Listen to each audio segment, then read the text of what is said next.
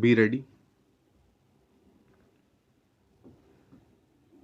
5 seconds.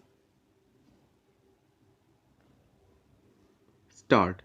Mr. Chairman, for about 12 years or more now, I have been related first rather distantly and then more intimately with the work of the Institute of Pacific Relations.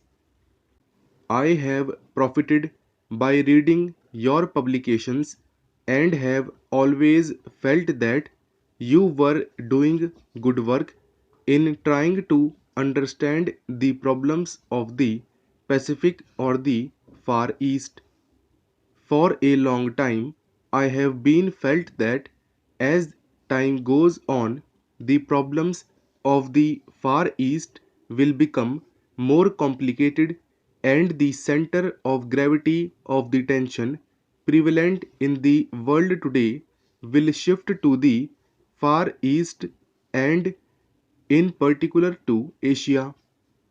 While people readily agree that Asia has, to a certain extent, become the focal point of world tension, they relegate Asian problems to positions of relative insignificance and tend exclusively to emphasize the importance of European and other world problems.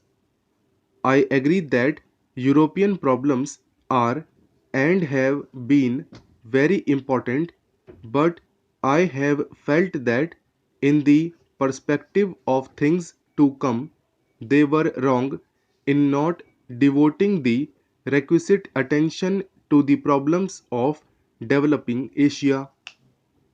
Asia compels attention in many ways.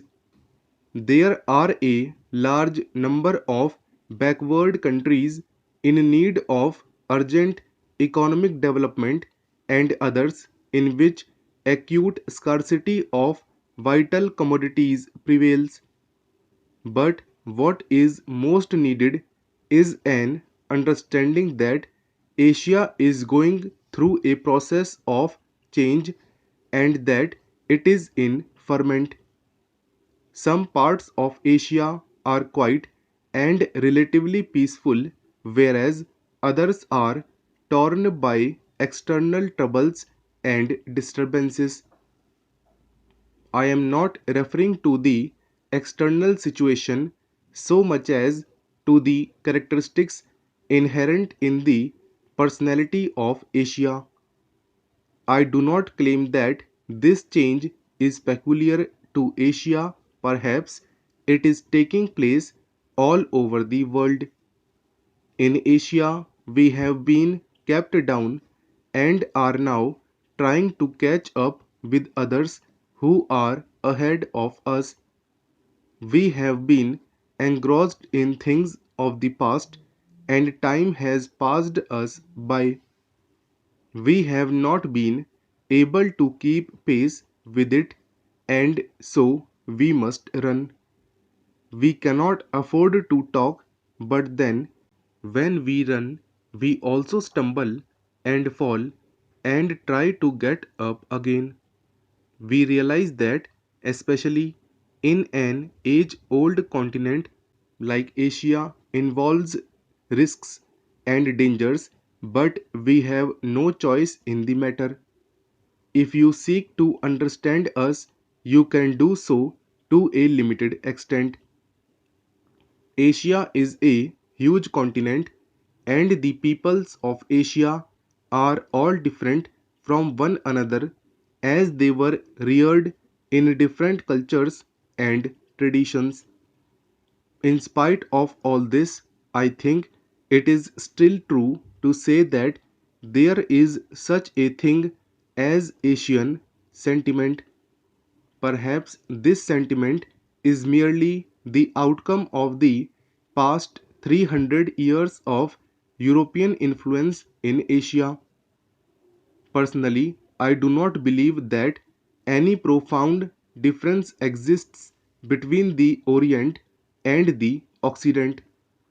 Such differences as can be accounted for by history, tradition, and geography, exist even among the Asian countries and, in fact, even within the same country.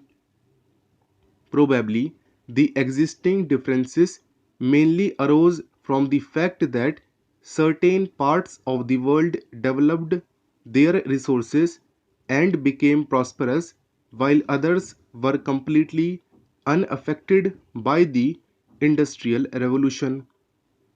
I think that thinking in terms of the Orient and the Occident sets up on the wrong track.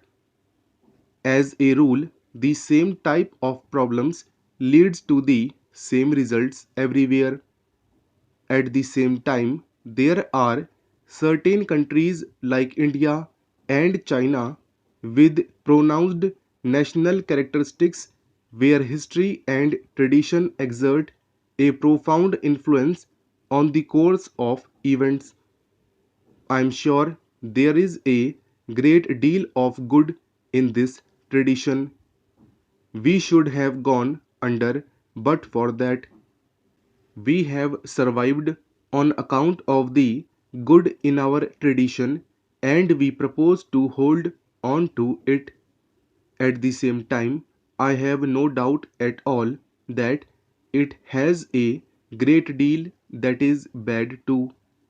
It prevents us from doing the things we ought to do, so that between the good and the bad, and between the past and the present, we do not quite know what we are going to do and what we should do.